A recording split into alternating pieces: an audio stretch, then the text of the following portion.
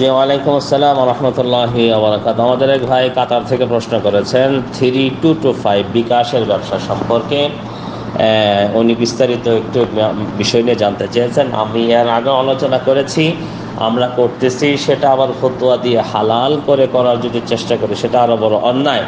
ওয়ালিয়াযু বিল্লাহ। হুন্ডির ব্যবসা এটা সম্পূর্ণরূপে হারাম, এটা সবাই বলেছে। এবং বিকাশের ব্যবসা যেটা সেটাও হারাম। বিকাশ বিশেষ করে এই দেশের থেকে বাংলাদেশে যে টাকা ট্রান্সফার করা হয় সেটা এই দেশের আইন বহির্ভূত এবং বাংলাদেশের সরকারের আইন বহির্ভূত।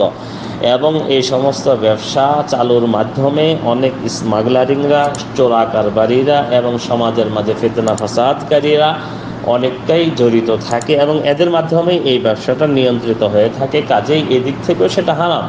আর দ্বিতীয় আরেকটি কথা হচ্ছে বিকাশ, যেটা ব্র্যাক ব্যাংকের একটি অ্যাকাউন্ট। ব্র্যাক ব্যাংক আমরা জানি বাংলাদেশের মাঝে সবচেয়ে বেশি সুদ প্রচার এবং প্রসারে যে ব্যাংকটি ভূমিকা রাখছে সেটা ব্র্যাক ব্যাংক।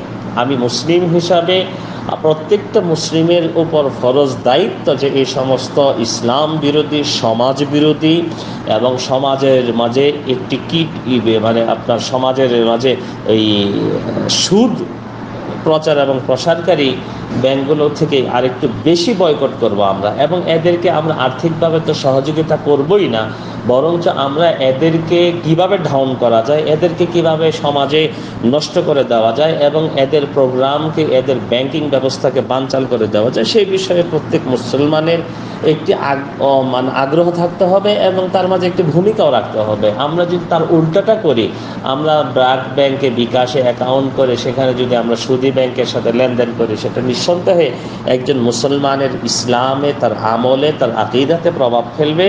ওয়ালিয়াযু বিল্লাহ। এটাকে আমি কশিন কালেও কোরআন এবং হাদিসের দৃষ্টিতে জায়েজ বলতে পারি না, মনে করতে পারি না।